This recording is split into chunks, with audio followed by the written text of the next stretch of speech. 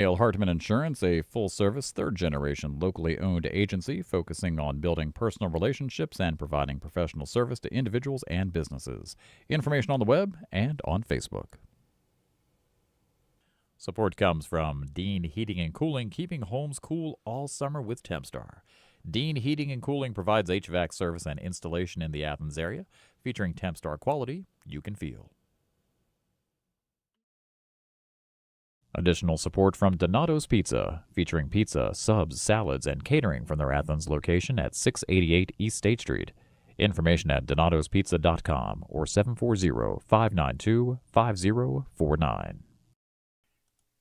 Support comes from Ohio's 529 College Advantage, helping families save tax-free for college and career training nationwide for 35 years. Information on Ohio's 529 can be found at collegeadvantage.com/Bobcats.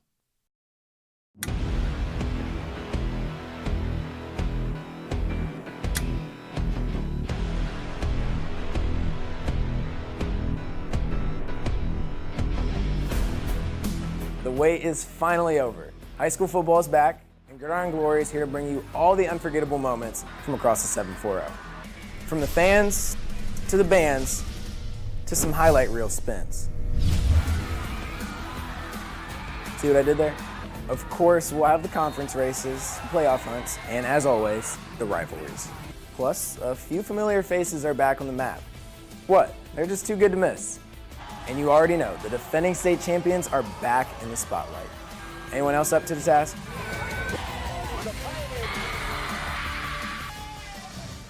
Because just in case you forgot, there's nothing better than Friday nights in Gridiron Glory.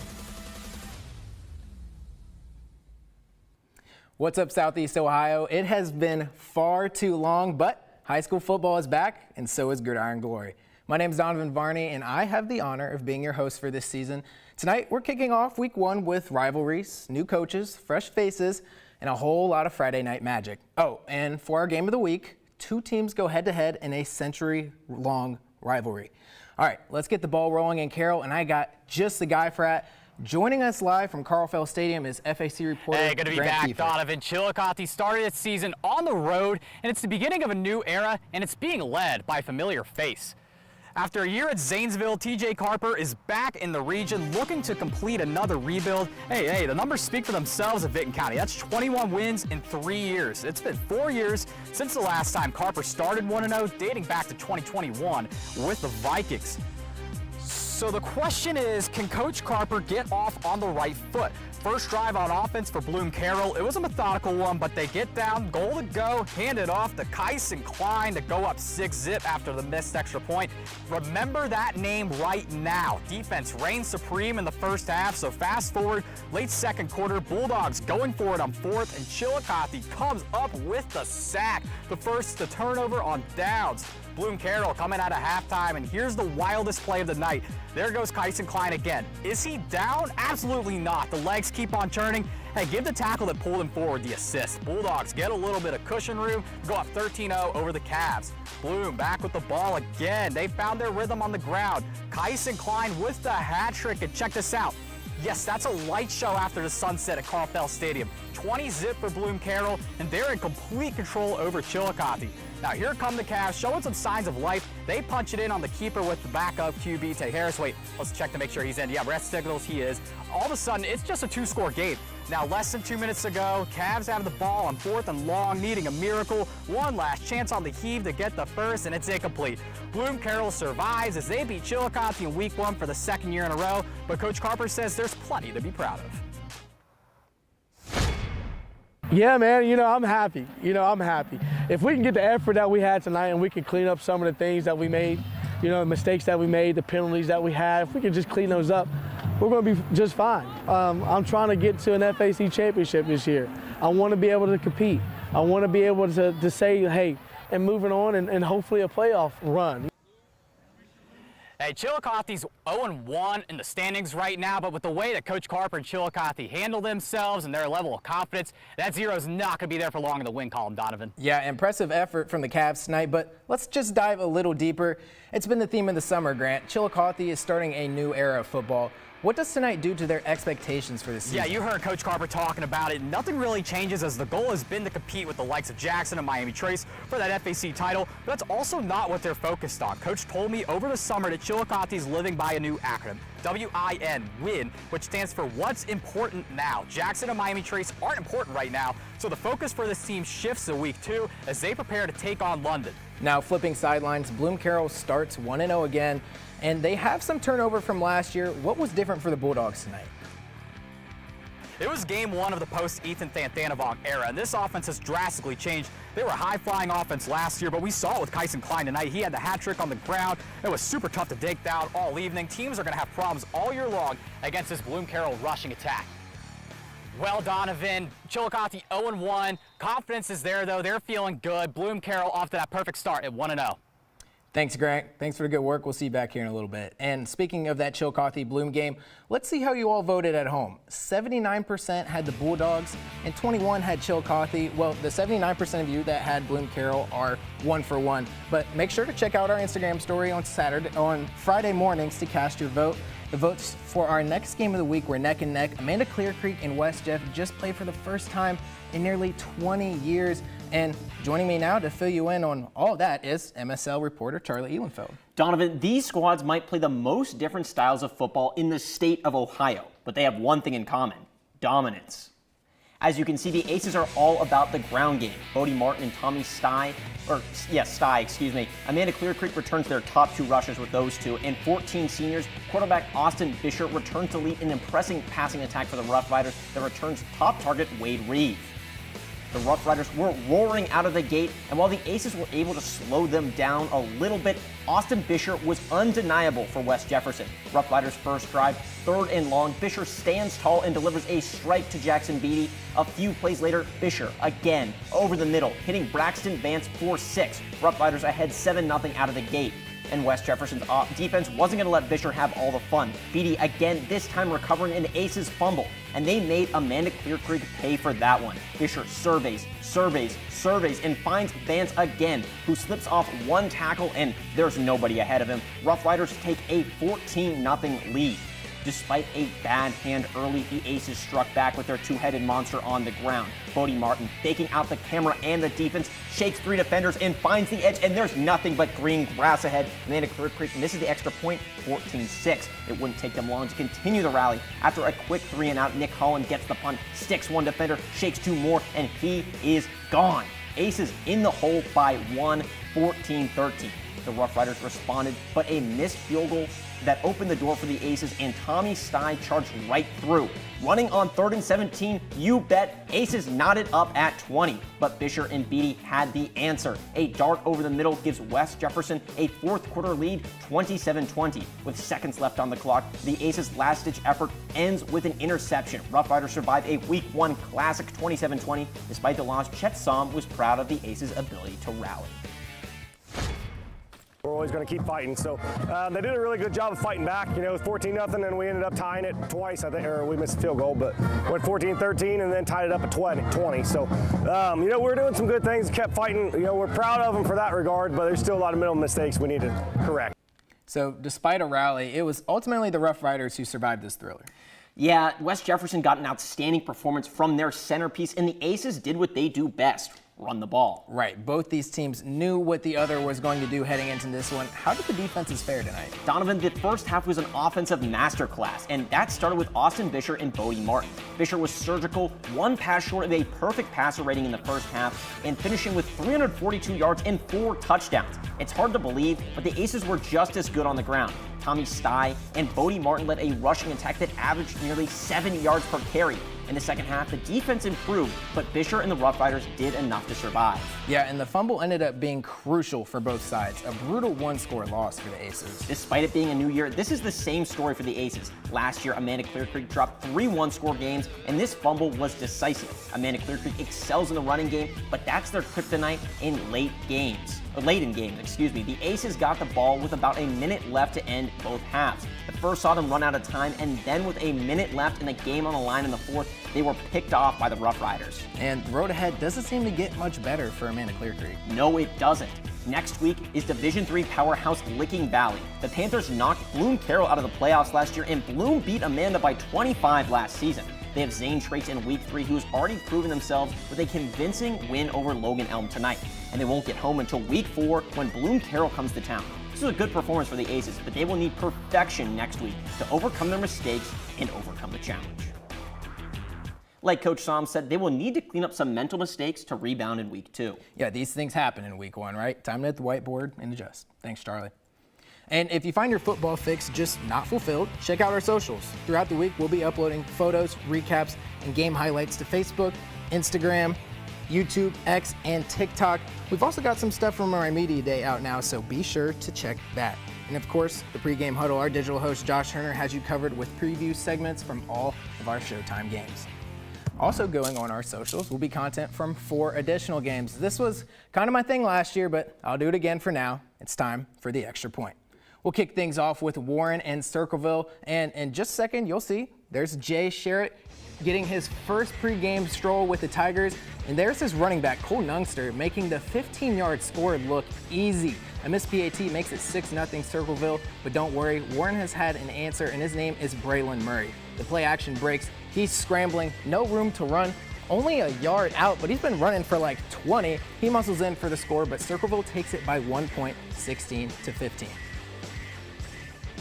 And next up, we got 2 new coaches on the sideline tonight for Fed Hawk and Green. Let's see who gets the dub. After giving up a safety, Green strikes back with a score of their own. Caleb Mutters swipes the interception and is off to the races. He's moving down the sideline. No stopping this guy as he makes a couple guys miss en route to the end zone. Fed Hawk took that personally though, all right? Next drive, they take it all the way down the field and cap the drive off with a 4-yard score. Fed Hawk ends up taking this one, 58-26. And next up, we got Paint Valley. And here they come out the tunnel, but it would be the other Valley that strikes first. Watch Anthony Aaron take off, and I don't see much room to run, but somehow he finds a way. 7-0 Valley after the score, and the rest of the game would be much of the same. This time through the air, Hunter Cunningham connects with Nick Queen from 6 yards out, and with the help of a little dive, he's in. Valley takes their first season opener since 2020, 33-0. Finally, we're over in Maysville now. We've got a ring ceremony for the basketball state champs before the game, but these guys make plays in shoulder pads too. The Panthers get things going on defense after a tipped pass and a nice diving grab from Gavin Duncan. Despite this, the Little Muskies strike first. 1 yard out, easy peasy for Reese Metzger. Later in the second, Owen Edwards rolls out and shows off that arm. You'll see it here in just a second, and they get another score. But a wild overtime period, Maysville wins on an extra point, 20-19. For the 5th consecutive year, Licking Valley and Sheridan meet during Week 1. Last year, the Panthers took one at home, and this year they'll try their luck on the road. And here to tell you all about it is MVL reporter Stephen Crowley. Thank you so much, Donovan. And yeah, Sheridan has the edge in this series over the years, but after a 3-year win streak for the Red Rage, the Panthers are looking to go on a run of their own. Now, Donovan, let me tell you, this is a sight that I and football fans all over have been itching to see. Break down that banner. Let's get to the ball. Now, we're going to start with some defense here as quarterback Brody Rogers is going to survey the field, but the pressure is too swift, and Tucker Shaw gets a 10-yard sack early for the Generals. Next play, a swarm of red jerseys is going to overcrowd this Panther rusher, and he's going to have a big loss, and this sets up 3rd and 29. If you want to see what type of team Licking Valley is, here we go. Big down, and the Panthers are fearless. Rogers puts this one on a rope to Silas Kyle. That grab went for 29 yards and was just good enough to move the chains. A few plays later, and it's 4th and short. Rogers escapes both the defenders and the camera as he rushes just inside the pylon for 6 and the first points of the night. I call that perfect timing. This opening drive went for 7 minutes and 28 seconds. Here's a promising sight for Sheridan fans, though. Whiteman rolls out and calmly places a perfect ball to senior wideout Logan Hupp. That's a first, but a few plays later, Licking Valley punches the football out from Whiteman, but Creed Hill of the Red Rage would recover. This would force a punt for Sheridan. A couple solid run stops from the Generals would give the ball right back, and this is where new running back Logan Russell gets into the mix with a nice gain here. But the backup, Logan Jones, would open things up as he sees the end zone and corn. A 40-yard rush that makes this game a 1-point deficit, but as it went on, it just got away from Sheridan, and the Panthers cruise on to a big statement in Week 1, 28-6 over Sheridan. Wow. Okay, a ton of good stuff from this one, Steven, but you know what? I know it. We got to talk more ball, right? Absolutely. So this Panthers team went 12-1 a year ago, and they haven't shown any signs of stopping anytime soon. Yeah, I'm just going to take this one for you. First of all, we got to take a couple looks at Brody Rogers, the quarterback for the Panthers. He makes quick, safe, correct reads, and I mean, he is so athletic, but just look at the arm here. He's making these quick throws, not giving the Sheridan defenders any time to get to him in the backfield, and he's only a junior. His sophomore year, he learned so much, even though he only lost one game. I mean, the sky's the limit for this kid, Donovan. Yeah, but Steven, he was phenomenal, right? But was it just him? No, I mean, the whole team was great. The game plan was excellent by head coach Randy Bauman, who has been at Licking Valley for so long, legendary coach, and he just, he teed this one up right. He did short, quick plays to escape the pressure, and he also, threw a bunch at Sheridan on defense. Yeah, that's how you do it. And Steven, this game was close early on, but just got away from Sheridan. Overall, what's your take on the Generals right now?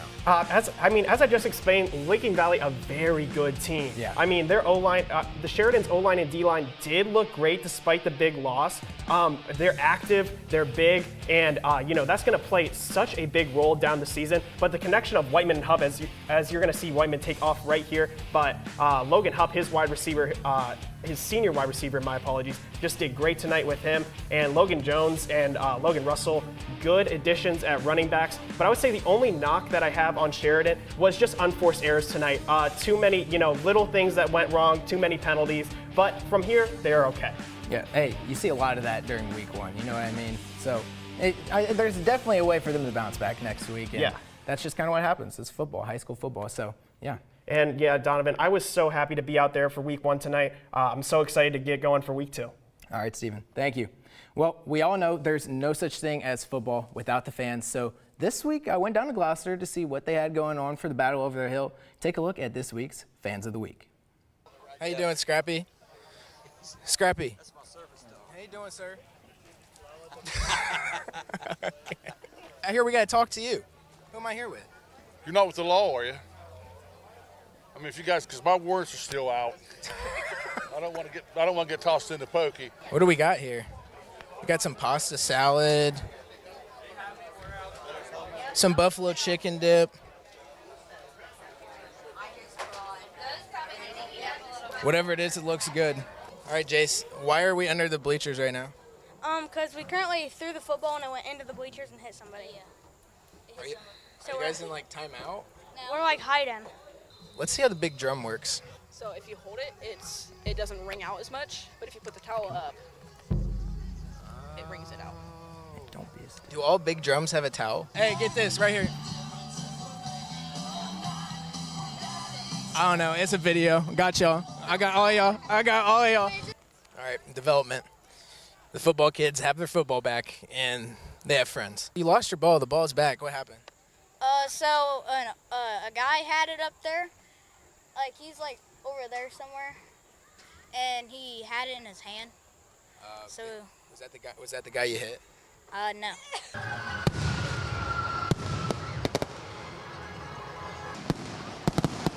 There's no place like Gloucester.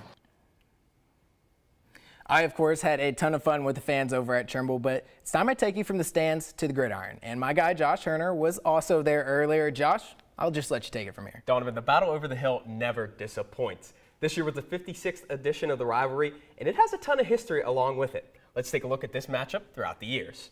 1970 was the first time these two teams took the gridiron, as Gloucester, not Trimble, took the win 24-0. After NY won the next three matchups, neither team had a dominant stretch of wins for a while. The Buckeyes took the win in '81, and that was en route to their one and only state title that very same year. The longest winning streak of this matchup came in the 90s, when NY won 11 straight. After a decade's worth of dominance, Trimble did eventually snap the streak in 2001. They went on to take 7 of 10 from 2012 to 2021, and in that same time, they added 2 state runner-up trophies. Both teams had something to say about the Week 1 game at our Media Day. I think it's something we've all been working for the whole offseason. You know, they got us last year, and a lot of people are kind of overlooking us. Yeah, I mean, it's been a rivalry for a long time, so that's what it is all winter, all summer. You know, once you play Trimble, whoever wins the next 364 days, that's all you talk about. Now, you just heard from a few of these captains at just how much this rivalry means, and it showed on the field tonight. Now, the team was able to get much going in the first quarter, so let's skip ahead to the second. Buckeyes have a miscommunication in the backfield. That's going to give Trimble the ball. Now, 4th down on that ensuing drive, and Paul Sharp is going to hit Cade Burba on the run, keeping the Tomcats drive alive, and Luke Osborne is going to capitalize on that 4th down conversion just a few plays later from 2 yards out. He's going to give Trimble an 8-0 lead with 7 minutes left in the second. However, the Buckeyes didn't waste much time responding. Austin Gauthier rips back-to-back big runs, this one being a 22-yard run, and Walker Stone's going to punch it in just a few plays later. Look at him on the pitch, makes a guy miss, and there's not a defender in sight. Buckeyes get the 2-point conversion and tie up the contest. However, NY driving at the end of the first half, but time is going to run out after Levi Sneddon is ruled down. Start of the second, and look at Cam Sullivan making guys miss. 19-yard gain for Trimble, and just a couple plays later, Austin Gauthier punches it in from 5 yards out. However, Trimble on the next drive after a nice kick return, you're going to see Paul Sharp have a costly fumble. Nelsonville York going to go on to win 34-8 as Austin Gauthier scores 2 more touchdowns in that second half. Donovan, it certainly was a tale of 2 halves. We saw NY score 34 unanswered, 26 of those coming in the second half. Yeah, it really just seemed like NY took over in this one. What did it come down to? How were they able to do it? Well, NY fumbled twice in that first half, and 2 of them were really costly turnovers. This one here, as they were driving, completely flipped the field, and as you saw in the highlight, this fumble led to a Trimble score, their only score of the night. In the second half, though, NY was much better on 3rd down, both offensively and defensively. Short yardage situations going to a guy like Dakota Cunningham, and he was really able to get some yards for NY tonight. Yeah, I feel like I heard you say Austin Gauthier's name a few times in those highlights. How well did he play tonight? Donovan, he was the star of the show. 127 rushing yards on the night, 2 rushing touchdowns in that second half, and one thing that was on display all night long was his burst and field vision. He was able to take advantage of this holes that his offensive line provided for him, and we also got to mention the pick 6 that sealed the game for him defensively. Oh yeah, definitely. But flipping it over to Trimble's rushing offense, what was clicking for him? Well, on that first drive, they were able to move the ball. They got a couple first downs and were able to keep the chains moving on the ground. However, really after that is when things started to go downhill. We saw, them try and get Paul Sharp involved. We saw them try and get Luke Osborne involved. And mainly we saw them try and get Trevor Gallen involved. But they really weren't able to get downhill on their inside rushes tonight. And that was really costly for them. They weren't able to get a first down in the second half until that final drive of the game. The Buckeyes improved to 1-0 on the year, and they're going to get a familiar opponent next week in Logan. Yeah, they will. But that's exactly how you want to start the year off, right? 1-0. Thanks, Josh. And speaking of Logan, that brings us to our first game of the week. 2 rivals facing off for the 100th time. But before we get into the X's and O's, let's take a look around Joe Burrow Stadium for the sights and sounds of Athens versus Logan. Thank you. Have a great one. You too.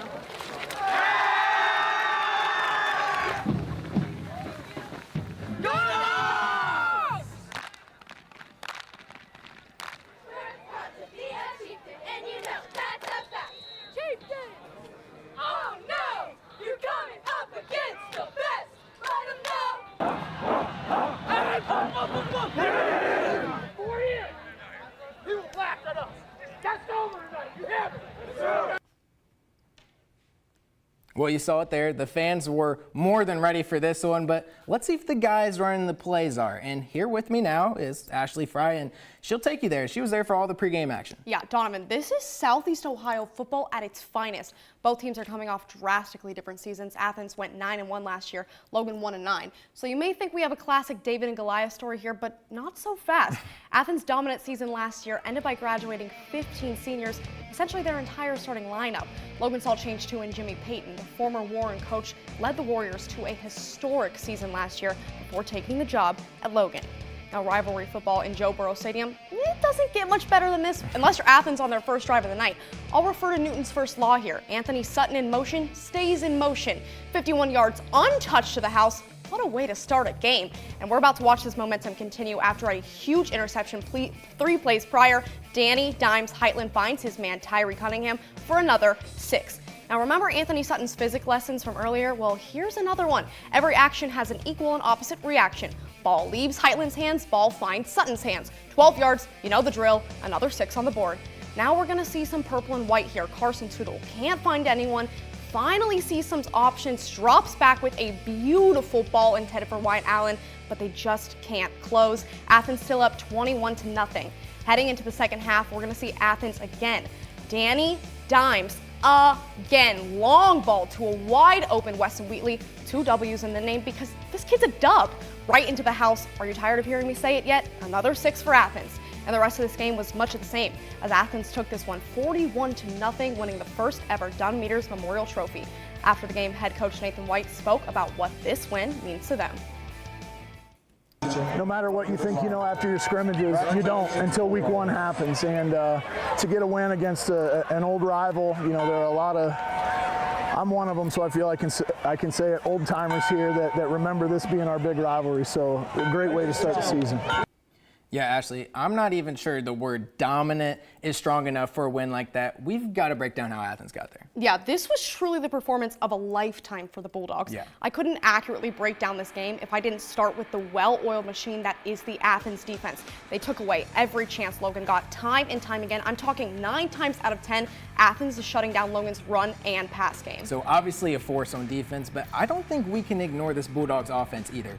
41-0 is no small feat. Yeah, this is a team that just makes it happen. They find themselves in a bad situation, they work their way out of it. Run game, pass game, it really doesn't matter. Athens is putting their heads down and finding the results. And those results speak for themselves, but there are 2 sides to every game. So what happened on Logan's? Yeah, honestly, Logan's story was just the opposite of Athens. They simply couldn't find the silver lining. We saw that drop touchdown pass earlier. They missed a huge opportunity to recover a fumble in their territory in the second quarter, and overall, things just weren't falling into place. So we touched on it a little bit earlier, but after a performance like this one, and we've got to talk about it here, Athens lost 15 seniors. That's including their star running back, Alex Pirro, and that left fans wondering what this team was going to look like, right? But I'm not sure they had much to worry about now. Yeah, I have to agree with you. Both Anthony Sutton and Weston Wheatley saw an opportunity to step up, and they took it. Dominating on offense tonight, Donovan, I'm telling you, this is a team of go-getters. Classic 7-4-0 players on a classic 7-4-0 team. Yeah, I hear you. So Athens takes on Paint Valley next week. And while Logan takes on the reigning TVC champs in Nelsonville, York, what can Logan do to get ready for more tough competition? Yeah, well, like any team that is rebuilding, they just need to find what works for them, create those opportunities, and put in the work until they see the results they're looking for. As for Athens, if this team keeps it up the way they're going, I think future opponents have a reason to be scared. I mean, 100 years of Logan-Athens football, and this game was as unpredictable as ever. Yeah, an iconic game with an iconic ending. I'll have to quote you on this one. This really was, SEO football at its finest. Thanks, Ashley. Well, that may be it for our Showtime games, but we still got some more football for you. No, I didn't forget it. What better way to round out week 1 than with our top plays? All right, let's get into it. AP, go ahead and roll the tape. Coming in at number 5, we've got one from Amanda Clear Creek running back Bodie Martin. This guy, I don't even know where he's at. Jukes the camera, and about 3 guys after that. Next thing you know, he is off to the races. Get to that sideline and get going. Textbook, big fella. You'd love to see it. Next up at number 4, we head on down to Maysville, but it's John Glenn who gets the highlight. Quarterback rolls out, and the play looks dead. Stops on a dime and slings it across the field. Surely it's intercepted. Think again. Justin Church with the insane grab in OT to take the lead. Ladies and gentlemen, that's how you improvise. Now into our top 3. We're back over at the Fed Hot Green game. You saw this one earlier. Welcome to high school football. Freshman Caleb Mutters with his first big play under the lights. A pick 6 all the way to the house. Makes a few guys miss too. Hey coach, this kid is the real deal. That is how it's done. And coming in at number 2, it's the Aces again. This time we're going to get some special teams action. West Jeff punts the ball away, but unfortunately, it's to Nick Holland. Ball in his hands, and the rest is a movie. That's a lot of green in front of him and a lot of green defenders behind him. And finally, our top play, numero uno, Maysville's Cohen Llewellyn punches in the game-tying score in overtime. What's the next play that really seals the deal? Yeah, we got one more for you. Jocelyn Milatovic with the game-winning extra point. Maysville storms the field. This is what Friday nights are all about. Shout out you, Jocelyn. And just like that, week 1 is in the books. The pads are popping, the fans are rocking. 7-4-0 football is back. And just so you don't miss a thing, check out our socials for the pregame huddle, video recaps, and more throughout the week. Well, buckle up, Southeast Ohio, because we are just getting started. And remember, there is nothing better than Friday nights in Gridiron Glory. Support comes from O'Neill Hartman Insurance, a full-service, third-generation, locally owned agency focusing on building personal relationships and providing professional service to individuals and businesses. Information on the web and on Facebook. Support comes from Ohio's 529 College Advantage, helping families save tax-free for college and career training nationwide for 35 years. Information on Ohio's 529 can be found at collegeadvantage.com/Bobcats. Additional support from Donato's Pizza, featuring pizza, subs, salads, and catering from their Athens location at 688 East State Street. Information at donatospizza.com or 740-592-5049. Support comes from Dean Heating and Cooling, keeping homes cool all summer with Tempstar. Dean Heating and Cooling provides HVAC service and installation in the Athens area, featuring Tempstar quality you can feel. You are watching WOUB TV in Athens and WOUC TV in Cambridge.